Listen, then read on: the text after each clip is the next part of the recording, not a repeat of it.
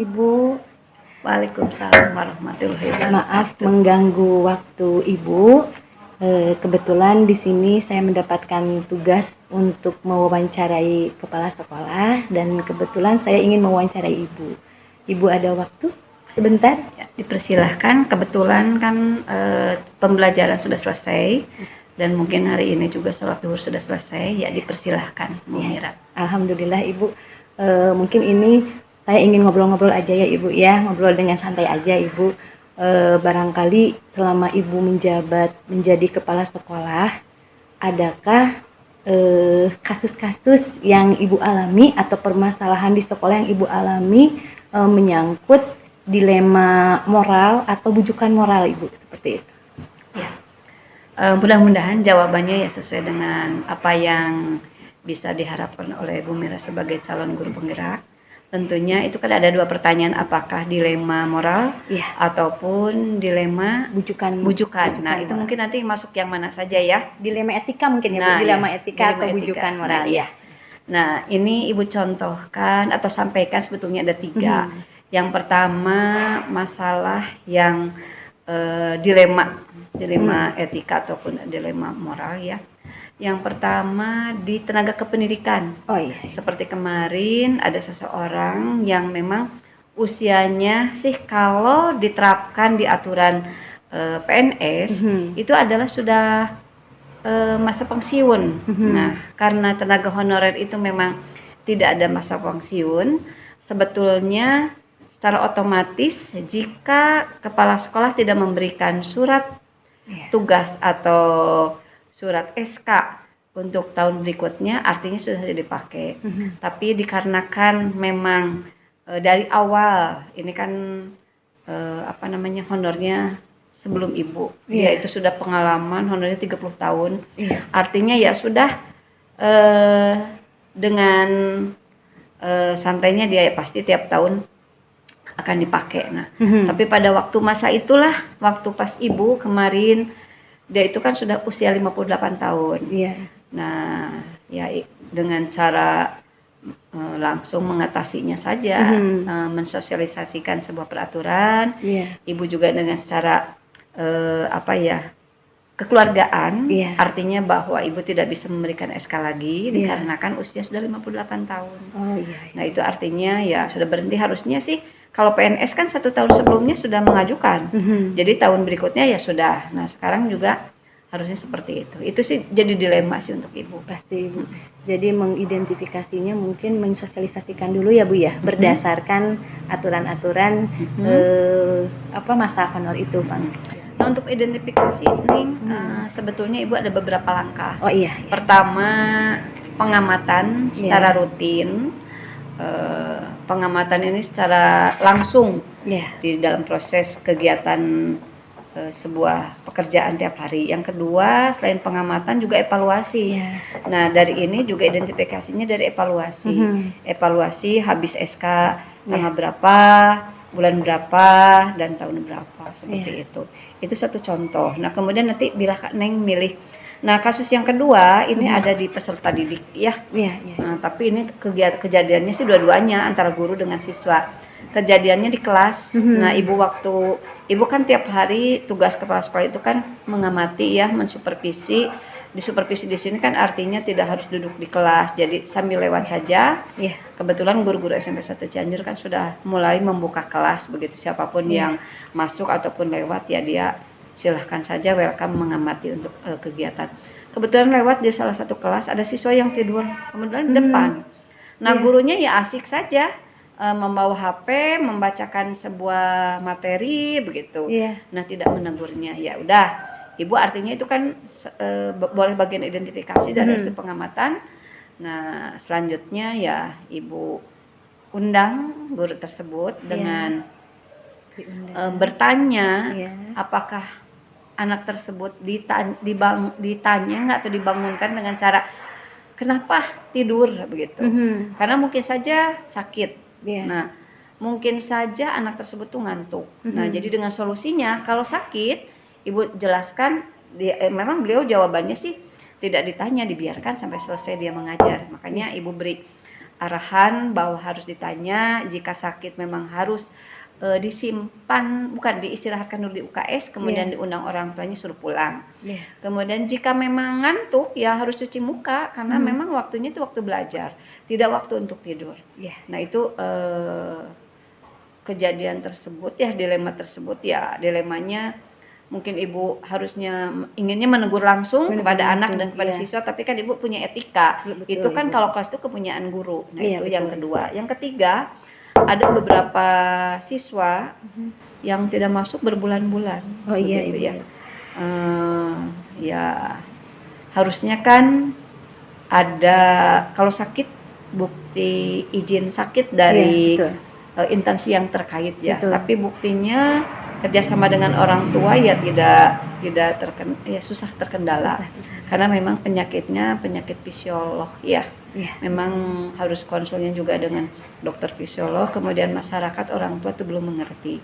Nah tapi ya alhamdulillah dengan kerjasama dengan guru bimbingan konseling, guru wali kelas dan guru mata pelajaran, akhirnya menyadari bahwa memang itu harus berobat. Nah itu setelah beberapa bulan. Ibu kan pihak sekolah itu tidak bisa serta-merta mengembalikan anak tersebut ke orang tua, tapi tetap harus komunikasi lah, seperti itu. Nah sampai akhirnya sih anak tersebut bisa masuk lagi. Ternyata pengobatannya ya selain dengan dokter spesialis fisiolog juga memang harus dilibatkan di kelas dengan banyak candaan dengan teman-temannya. Kalau di rumah itu kan dia malas makan obat, bahkan ya apalagi mandi lah seperti itu. Nah itu yang ketiga ya. Nah sekarang ada yang keempat, contoh guru. Guru kalau tidak diamati, tidak disupervisi, artinya seminggu itu kayaknya tidak tahu, tidak masuk. Ya, karena dia ngabisin tanda tangan ya di piket. Ibu kan tidak lihat piket tapi kenyataan. Ternyata setelah diamati, ditulis ya dievaluasi diidentifikasi, ternyata seminggu full dia tidak sekolah. Ya ibu undang dengan, harusnya kan udah SP1 ya. Bu. Tapi ibu mungkin harus dengan kekeluargaan. Ya dia sih jawabannya senyum, minimal dia menyadari bahwa itu adalah melakukan kesalahan yang sangat fatal. Dan itu adalah peringatan pertama secara lisan. Nah mungkin untuk berikutnya tidak, tapi alhamdulillah sih sampai sekarang dia sampai 1 hari pun dia izin. Itu mungkin Neng, silahkan tinggal pilih itu mulai dari identifikasi, kemudian juga ibu cara pengambilan keputusannya Bu ya. Jadi pengambilan keputusan tidak hanya berbasis aturan mungkin ya Ibu ya, tapi Ibu juga di situ menerapkan ada unsur moral juga ya Bu ya, ada rasa peduli, ada rasa kasihan juga mungkin ya Bu ya. Jadi tidak semua pengambilan keputusan Ibu selesaikan mungkin dengan sistem aturan ya Bu ya. Mungkin selama Ibu menjalankan pengambilan keputusan di sekolah, terutama untuk kasus-kasus tadi, mungkin ada 2 kepentingan yang sama-sama benar atau sama-sama mengandung nilai kebaikan tidak Ibu? Dari keempat kasus itu, itu sama-sama penting dan itu mengandung nilai kebaikan ketika Ibu mengambil keputusan gitu Ibu. Kalau untuk kepentingan, dua-duanya ada kepentingan. Pertama kepentingan kedinasan ya. Contoh aja dari yang tata usaha ya, itu yang tadi. Itu kan kepentingan aturannya kita merujuk kepada dasar hukum yang aturan pensiun yang usia 58 ya sudah pensiun. Nah kemudian untuk kebajikan tentang hubungan sosial ya kita secara pelan-pelan ya memberitahukan, menyadarkan bahwa honor itu ya tidak seumur hidup. Iya betul Ibu. Kemudian untuk guru yang 1 minggu itu juga harusnya kan aturannya moral itu ya Bu ya. SP1 aturan bahkan ya harus di absennya juga harus tanda merah lah ya. Tapi Ibu juga kan dengan nilai kebaikannya minimal menyadarkan. Kan kalau dengan kesadaran dia juga menerimanya dengan baik. Kemudian hubungan Ibu dengan guru tersebut juga sampai sekarang dia baik. Yang penting dia sadar dan mungkin mudah-mudahan sih ada sedikit malu. Itu saja sih kalau untuk Ibu. Luar biasa Ibu. Jadi Ibu tidak hanya mengambil dari tidak seidealis yang dibayangkan mungkin ya Bu ya. Ada nilai etika, nilai sosialnya juga luar biasa Ibu.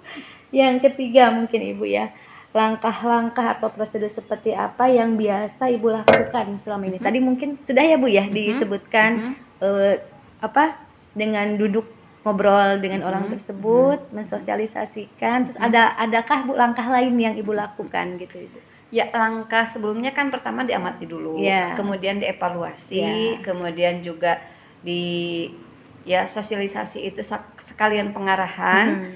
Tapi Ibu juga ada hal yang penting, biasanya konsul juga dengan atasan Ibu. Contohnya kan peraturan. Selain dengan kerekan juga yang lebih senior, yang sudah lama di sini tentunya, yang punya cerita tentang guru tersebut ataupun tenaga kependidikan, Ibu juga ke dinas. Karena atasan Ibu yang langsung itu adalah dinas. Jadi itu mungkin tahapannya seperti itu sih. Ya Ibu. Ya, berarti secara prosedur juga Ibu jalankan ya Ibu ya. Selama ini dalam pengambilan keputusan, adakah tantangan yang Ibu hadapi Ibu? Ada tantangan. Banyak sekali Bu, pasti. Banyak bisa sekali. Ibu bercerita. Tantangannya ya hati nurani ya, dengan aturan. Betul ya. Karena namanya di tempat pendidikan itu kan aturan yang harus dipakai. Betul. Dasar hukum harus dipakai. Tapi juga contoh kan kompetensi Ibu juga bukan hanya sebagai manajer, bukan hanya sebagai supervisor, tapi juga sosial dan kepribadian juga minimal menjadi contoh memberi bukan contoh. Itu sih. Nah, itu untuk permasalahan dilema tersebut. Nah, di antaranya berbenturan sih antara aturan. Contoh saja, kalau yang 5 hari itu yang 1 minggu tidak masuk, kalau memang Ibu tidak menggunakan kepribadian dan sosial tentunya pasti laporkan ke lebih atas itu mungkin lebih ini lagi ya Bu, bukan izin lagi, sih tanpa keterangan. Luar biasa sekali, saya banyak belajar dari Ibu dalam pengambilan keputusan. Ternyata banyak sekali ya Bu ya yang harus Ibu hadapi gitu beserta tantangannya. Apakah dalam pengambilan keputusan itu Ibu ada jadwalnya tidak Bu? Atau pada saat ada kasus Ibu langsung menyelesaikannya? Atau nanti dijadwal nanti diselesaikannya hari apa gitu Bu? Ibu bagaimana dalam pengambilan situasional keputusan? ya? Situasional. Ada kalanya seperti tadi beberapa 1 hari itu juga bisa diselesaikan.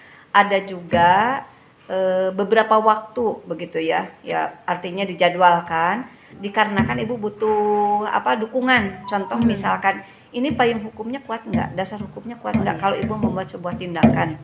Atau karena memang dilema gitu ya, atau berbenturan antara aturan dengan etika ya.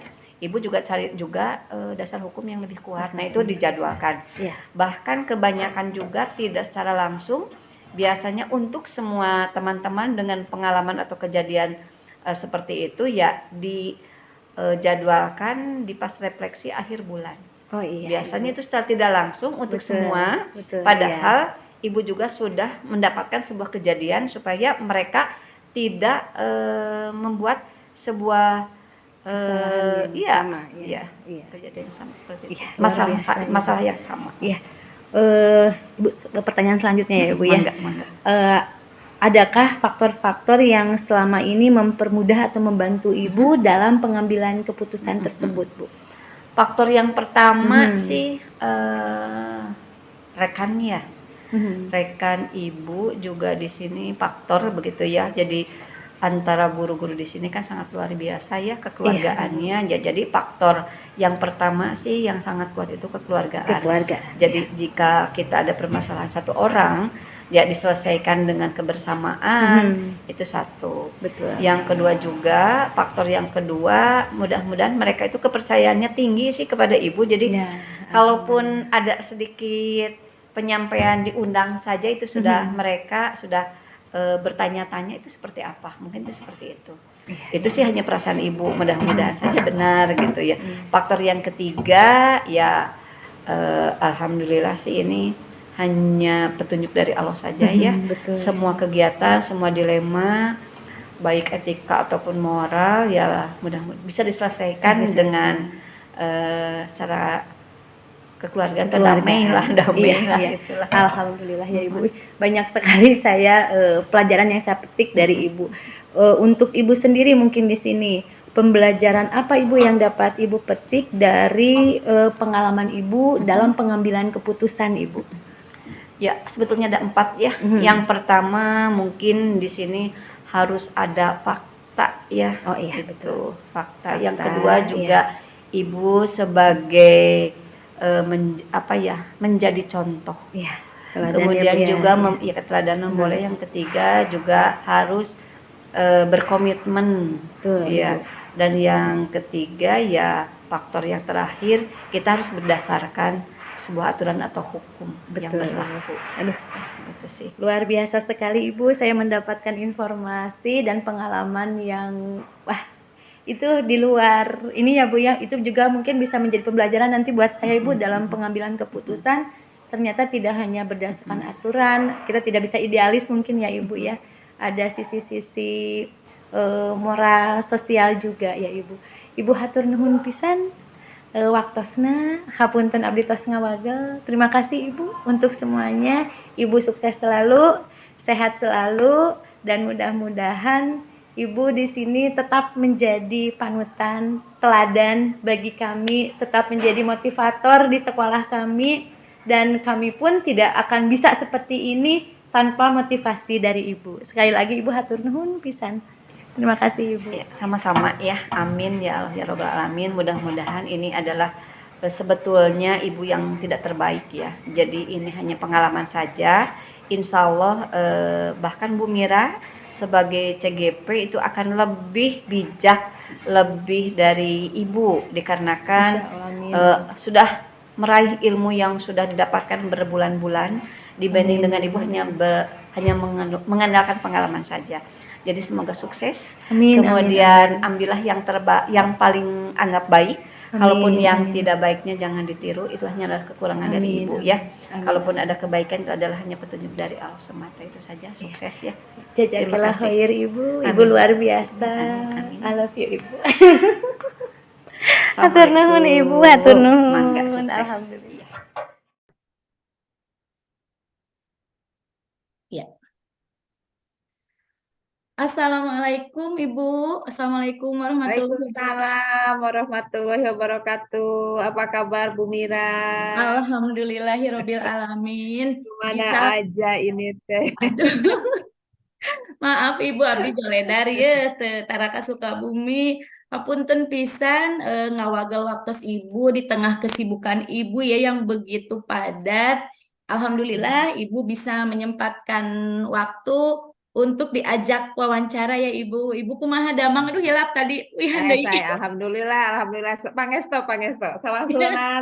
Alhamdulillah Ibu. Tos lami hapunten ya henteu ngabujeng ka Sukabumi Ibu mung tiasa ngalangkungan dunia maya panginten Ibu. Hapunten pisan. Sawios rada reuas ya kalau berkaitan dengan pendidikan guru penggerak biasanya rada ngemut sakedik ya gitu. Bu, abdi ngaturkeun nuhun ya Bu. Ibu Kersa sudah di WA alhamdulillah bersedia untuk diwawancara ya Bu. Tadi teh sempat deg-degan oke gitu abdi teh bilih kumaha tapi alhamdulillah Ibu. Ini berkaitan dengan tugas CGP Ibu. Demi Bu Mira apapun. Ya, dirojong. Hatur nuhun Ibu. Hatur. Kurang kawitan panginten ya Bu ya. Mangga. Mungkin yang ingin saya tanyakan. Pertanyaannya jangan yang susah-susah. Siap Ibu, siap. Santai aja Bu ya, jangan tegang ya Bu ya. Boleh. Interogasi Bu. Hanya ingin sharing sedikit, barangkali mungkin pasti banyak nanti dari Ibu yang bisa saya ambil pelajarannya ya Bu ya. Mudah-mudahan bisa dijadikan pembelajaran nanti untuk saya ke depannya Ibu. Nanti ketika menjadi pemimpin pembelajar anak mungkin ya Bu ya. Tapi KKS mah Bu. Amin. Satu langkah lagi selesai CGP dapat sertifikat langsung jadi kepala sekolah. Amin.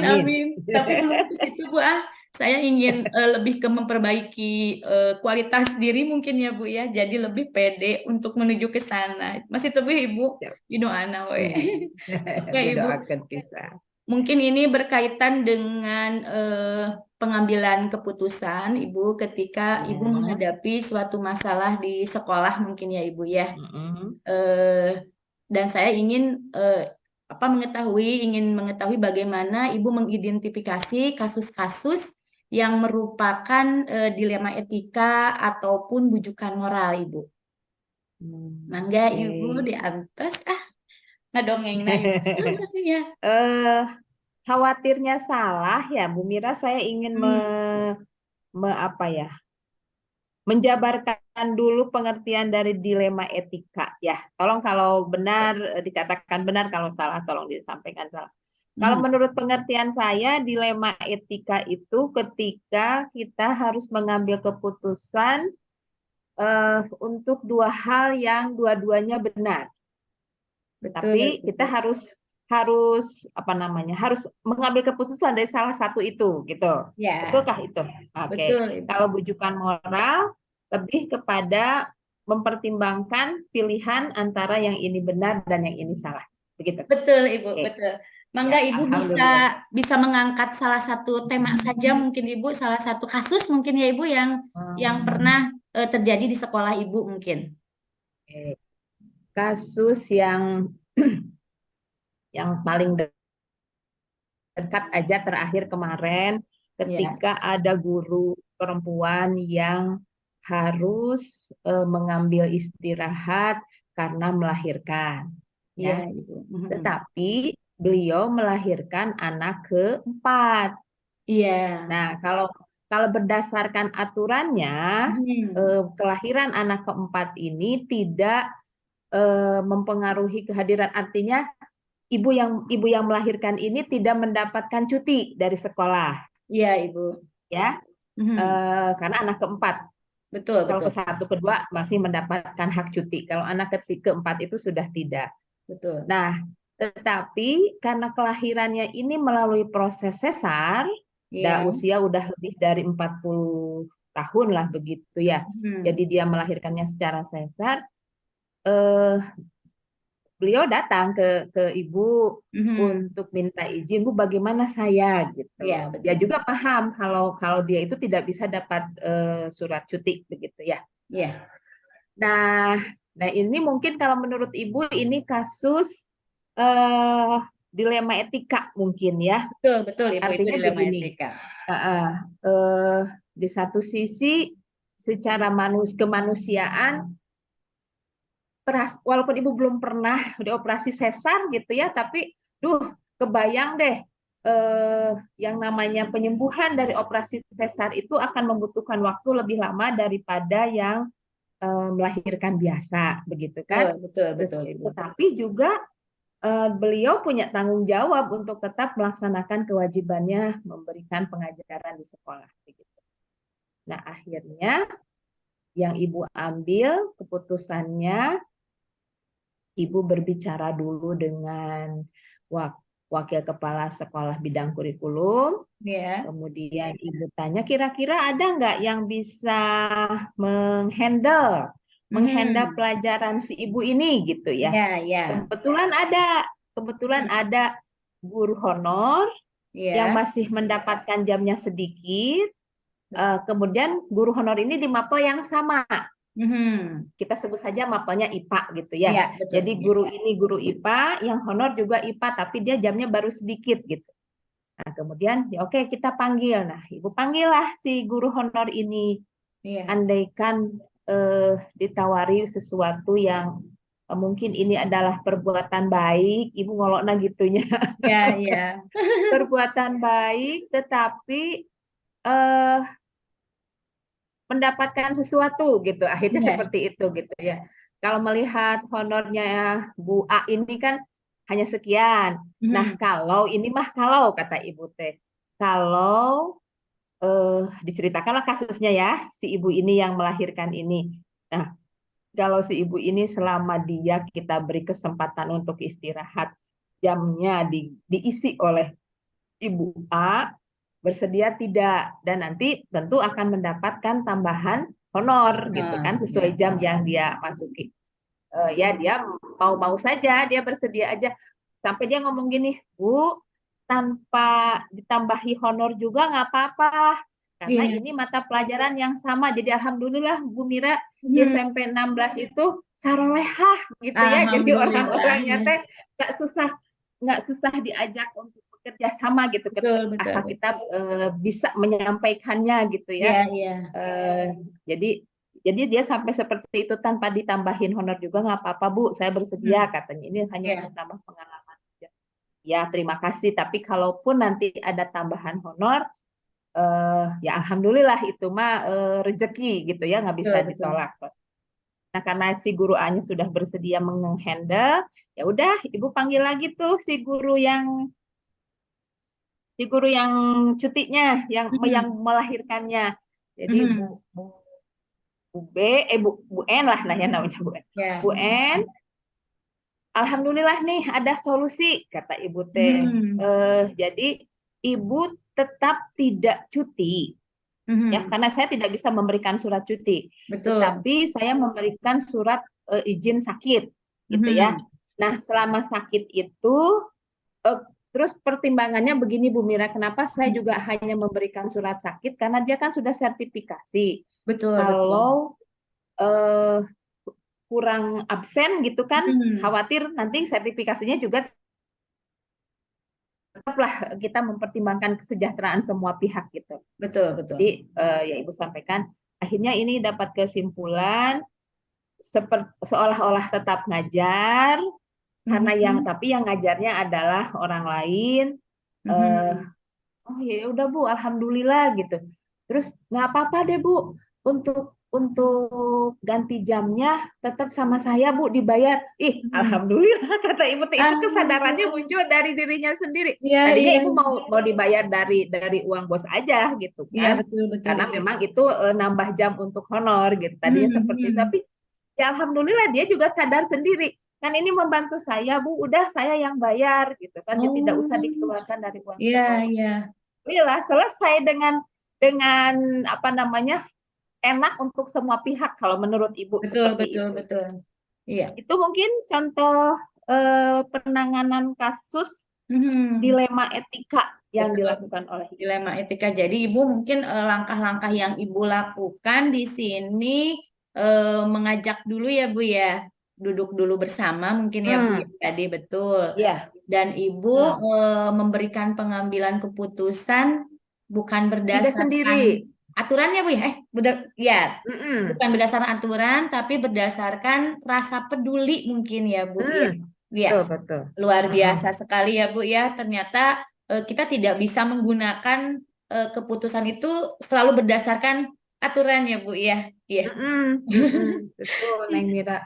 Jadi akhirnya yang melahirkan bisa sembuh dulu jahitan sesarnya, yang ini nambah pengalaman ngajar juga dapat tambahan honor gitu ya. Ya alhamdulillah lah kalau menurut Ibu dua-duanya jadi bahagia gitu. Iya, jadi tidak ada yang dirugikan ya Bu ya dengan keputusan ya, luar biasa Ibu.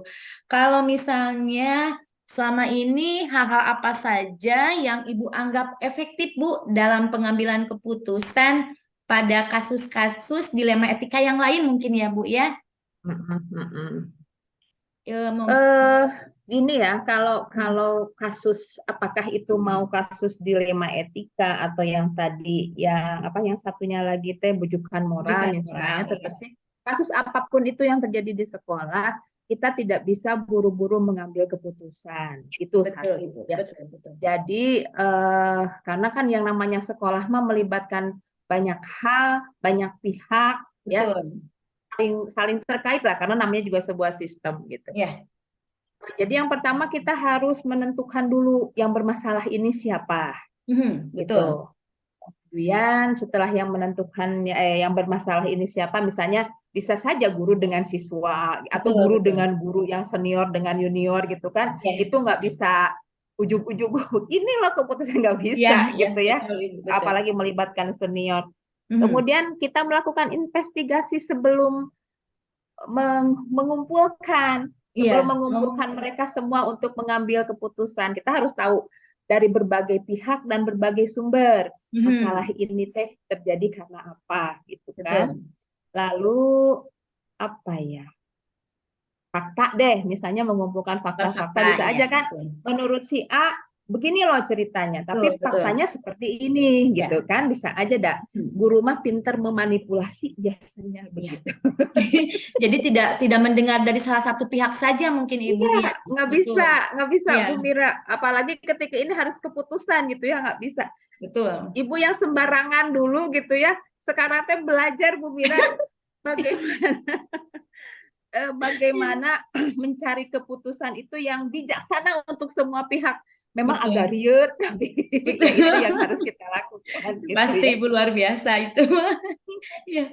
Lalu tadi ya, kemudian kita setelah menginvestigasi, mencari fakta, Fakta, ya ya. ditentukan siapa yang benar dan siapa yang salah, ya buatlah keputusannya. Nah, Oke. tapi biasanya Bu Mira, sebelum membuat keputusan, saya Ya. tidak ngambil keputusan sendiri. Oh, jadi Ibu Paling tidak selalu bersama-sama dengan wakil kepala.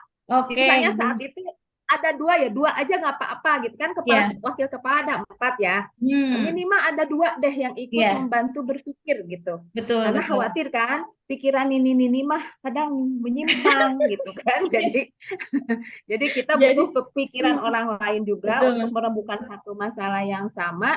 betul. Jadi, oh iya, Bu, nanti ini gini-gini. Jadi banyak masukan Iya, kan iya, gitu. iya, Sampai iya. akhirnya kita bulat menentukan ini keputusan. Oke, Ibu, betul ya, Bu ya. Jadi emang seorang kepala sekolah itu betul tadi. Jadi saya juga ini Bu, pembelajaran nih buat saya. Tidak bisa mengambil keputusan sendiri. Meskipun pada akhirnya misalnya ada 2 pendapat atau 3 pendapat, kita yang akan mempertimbangkan dan kita juga nanti keputusan itu tetap ada di tangan kepala sekolah mungkin ya, Ibu ya. Iya, Oke, betul, Ibu. betul seperti itu Bu Mira. Ya, terima kasih Ibu. Yang ini nih, sekarang Bu, tantangan. Ada tantangan tidak Ibu ketika Ibu mengambil keputusan dalam suatu kasus gitu, Bu? Tantangannya mah ketika kita ingin A keputusannya, Oh iya. teman Wakase kekeh ingin B gitu ya. Jadi bagaimana nih mensinkronkan yang ibu kan orangnya kekeh ya. Selalu merasa bahwa saya yang paling benar gitu kan. Tapi kadang-kadang gitu ya, kadang-kadang seperti itu. Nah, untuk mensinkronkan ini akhirnya misalnya harus menceritakan fakta yang ibu temui. Misalnya padahal tadinya ini fakta disimpan aja biar mereka mah nggak tahu gitu kan. Iya, iya. Karena bisa jadi aib gitu kan kalau fakta ini dikasih tahu. Nah, tapi karena mereka kekeh gitu begitu, ya udah fakta yang kartu as lah. Kartu terakhir yang ibu punya tuh ya udah ibu keluarkan gitu. Ini loh kenapa ibu kekeh ingin begini karena ini. Nah, biasanya gitu kalau ibu sudah mengeluarkan kartu as, mereka, oh iya Bu, kenapa tuh Ibu tidak cerita kalau gini. Ya itu kan tidak semua harus diceritakan Betul, gitu betul, kan. Jadi betul. Ya. kadang itu sih Ya. yang apa tantangannya gitu, Ya. tantangan yang dihadapi. Paling Tapi sejauh ini karena itu tadi ya apa namanya? Keputusan yang Ibu buat selalu dengan mereka. Jadi jarang ada resiko setelah keputusan itu diambil gitu. Misalnya pun kemudian ada wartawan gitu kan, itu ya dihadapi bersama, dihadapi oleh mereka juga karena sudah tahu oh kasusnya begini, jadi tidak saling menyalahkan seperti itu. Betul, betul Ibu. Oke. Jadi luar biasa ya Ibu ya. Aduh, ternyata jadi kepala sekolah itu tidak semudah yang dibayangkan ya Bu ya. Banyak pertimbangannya. Kalau bisa setahun selesai deh, jangan 4 tahun. Tapi Ibu, kalau misalnya ya tahun kedua mungkin Ibu akan lebih matang lagi dan sudah tahu situasi di sekolah dan bagaimana harus kedah nginggelanana pangintennya Bu bahasa Sunda. Jadi tahu bagaimana harus mudah-mudahan. Tapi dari itu ya betul Bu Mir. Jadi memang harus orang-orang yang muda yang jadi kepala sekolah itu satu kemampuan berpikirnya juga masih fresh ya, masih sehat. Jadi berpikir kritisnya juga mungkin masih banyak gitu. Jadi Ari sudah yang nin mah yaitu tadi, aduh mau melangkah juga agak susah Kan gitu Bu, ya. Jadi jam terbangnya dunia yang lebih lama loh Bu yang senior. Pengalamannya lebih lama Bu. Itu pengalaman yang paling utama Bu. iya sih Iya. memang betul. Kadang-kadang kan kalau yang masih muda mungkin agak-agak idealis mungkin ya Bu ya, berdasarkan Mm-mm, aturan-aturan, berdasarkan mm-mm, teori mungkin ya mm-mm, Bu. mm-mm. Memang Itu yang begitu. mungkin yang saya Memang alami. Jadi begitu. saya juga banyak-banyak belajar dari Ibu. Jadi kedah naonnya sor bahasa Sunda mah leles jejer liat tali pangintennya Bu ya, kedah Ah, bijaksana itu dalam panginten mengambil lah. keputusan dan Itu saya keluar pindah pada rimbun tampiannya. Sunda. Aduh. Iya, tuh, Bu. Kalau misalnya dalam pengambilan keputusan, Ibu, Ibu ada jadwal tertentu tidak? Atau misalnya ada kasus nih, Ibu langsung aja memutuskan hari ini harus selesai. Atau ya udah nanti Ibu akan pelajari dulu kasusnya, nanti mungkin besok atau lusa dijadwalkan untuk menyelesaikannya. Ibu bagaimana nih, Bu? Sepertinya kalau membuat jadwal mah nggak pernah ya. Hmm, Eh, tapi hanya membuat skala prioritas paling begitu. ya, Jadi, tapi yang seperti Ibu sampaikan tadi, tidak pernah misalnya ketika ketemu sebuah kasus langsung selesai hari ini, nggak pernah. ya, ya, ya. Selalu Ibu minta waktu, coba ya, Ibu minta waktu untuk berpikir dulu. Betul, Coba besok betul. nanti kita kumpul Iya, lagi. iya, Paling tidak 1 hari. iya, Karena khawatirnya itu kalau buru-buru gitu ya, buru-buru menentukan sesuatu, memutuskan sesuatu, hasilnya kurang kurang bagus betul. gitu. Jadi tidak tergesa-gesa ya, Bu ya. Ya, Mm, mm, mm. Paling takutnya nanti sehari lah, efeknya sehari sehari. berikutnya deh. Kalau, Oke, oke, Ibu. Jadi betul-betul sangat apa dipertimbangkan dengan pikiran yang jernih mungkin ya, Bu ya, iya. matang Mm. juga Kan supaya keputusan Bu yang Mira tahu ya kalau kalau Ibu kan baru baru seumur jagung istilahnya ya, Hmm, jadi kepalanya juga, jadi betul-betul khawatir keputusan-keputusan yang diambil ini ternyata hmm, merugikan saya dan juga ya. merugikan orang lain gitu aja. Hmm. Tadi saya menyimak apa penjelasan dari Ibu, mungkin faktor-faktor atau orang-orang yang mempermudah dalam menyelesaikan masalah Ibu adalah Ibu selalu melibatkan para wakil kepala sekolah ya Bu ya. Hmm, ya, Ada wakil faktor kepala lain tidak Ibu sekolah, yang mempermudah Ibu ibu selain komite itu? juga, karena Oh iya kebetulan betul komitenya betul perempuan ya, betul. perempuan kemudian ibu apa ya, ibu sosialita begitu. Jadi Hmm. dia mah nggak ada bukan nggak ada kerjaan, jadi senang Ya. main ke sekolah gitu. Bu Hmm. ngobrol gitu, selalu begitu Bu ngobrol. Ya udah kalau dia ingin ngobrol, sodorkeun we masalah sok Hmm. emutan gitu. Jadi Betul. suka suka membantu juga Ya. menyelesaikan hal-hal Jadi, yang harus kita. jadi melibatkan juga komite ya Bu ya atau orang tua siswa ya. Luar biasa Ibu. Ya, jadi kebayang deh bagi saya jadi tidak hanya Wakasek tapi juga komite juga dilibatkan ya Bu ya. Oke. Ibu nih ketika Ibu mengalami tadi kasus-kasus dilema etika eh, apa pembelajaran yang bisa Ibu ambil dari setiap pengambilan keputusan itu Ibu? Apa ya? Eh kan kemarin dulu juga Ibu ikut Hmm. jadi PP ya, pelatihan Hmm. jadi pengajar praktik, tapi Ibu mah parkir karena nggak ada CGP-nya, jadi tidak lanjut begitu. Hmm. Hmm. Eh bukan tantangan apa ya? Yang Ibu Pembelajaran. rasakan, yang Ibu rasakan itu satu, tetap sih untuk mengambil sebuah keputusan kita harus tahu dulu prinsip-prinsip mengambil keputusan Ya, itu apa. Nah, betul gitu Ibu. ya. Ya, Jadi tidak merugikan saya, tidak merugikan betul, orang lain gitu betul, kan. betul. Kemudian kalau nggak salah ada itu tuh, ada paradigma pengambilan Ya, keputusan yang betul Ibu. Yang isinya itu apa? paradigma benar atau salah, paradigma jangka pendek, jangka panjang, Nah, yang ya, itu betul betul. ada kesetiaan dan rasa peduli juga, ada juga rasa kasihan ya Bu ya. Hmm. Ah, Hmm. versus Betul apa ya betul. kemarin teh? Kok yang dadak lupa? Yang lawan kasihan geningan Bu, ayah Bu, aduh kebenaran Aduh lawan apa ya kasihan mungkin ya ibu-ibu? Bu ya. Ibu Kebenaran juga lawan lupa kasihan lagi. ya. Sebetulnya nggak ada catatan nih Bu nih saya nih lupa. nggak ada contekan. Ya itu kebenaran dan rasa kasihan. Ya mungkin Kebenaran sama kesetiaan ya misalnya, keadilan ya. dan rasa Kemudian, kasihan.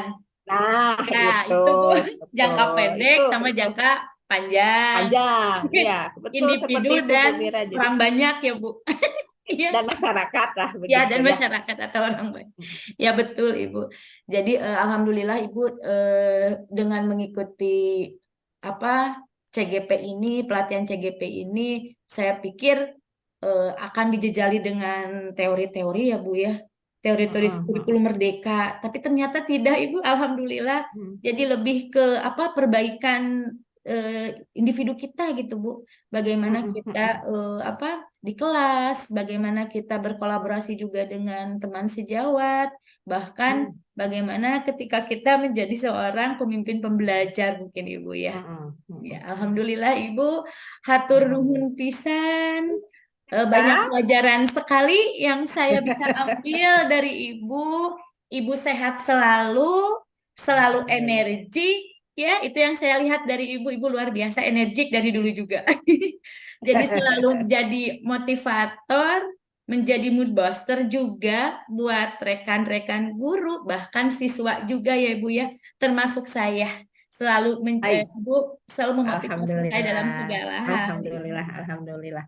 Apapun Kalau memang bermanfaat ya sangat apa yang bermanfaat. disampaikan, alhamdulillah. Cuma itu yang bisa Ibu bantu untuk Bu Mira gitu Alhamdulillah aja. Ibu, itu sangat-sangat membantu saya Ibu. Sekali lagi terima kasih, insya Allah mudah-mudahan ayah waktosnya Ibu mungkin abdi tiasa amengan ke Sukabumi. Ayo, mangga diantos. Urang reunian. Aduh. Ayo, ayo pisan itu di pandemi teh aduh teu ieu deui Bu, tara ameng deui. Ya, Mungkin sudah terlalu sibuk ya.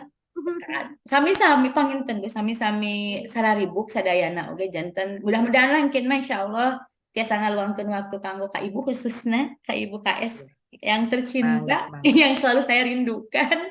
Abdi teh sok sieun. Amin. Aduh, Alhamdulillah. pas janten KS mah bilih janten kumaha, tak asa-asa. Nah. Enggak lah, sama aja, enggak ada yang berubah. Sekali dihatur nuhun Ibu, sukses Mangga. selalu, sehat-sehat selalu. Amin. Salam untuk keluarga di rumah Ibu. Insya Allah didogikan. Sama sunanya, salam kanggo sadayana di Cianjur. Ya, sami-sami Ibu, amin. Assalamualaikum. Wassalamualaikum warahmatullahi wabarakatuh.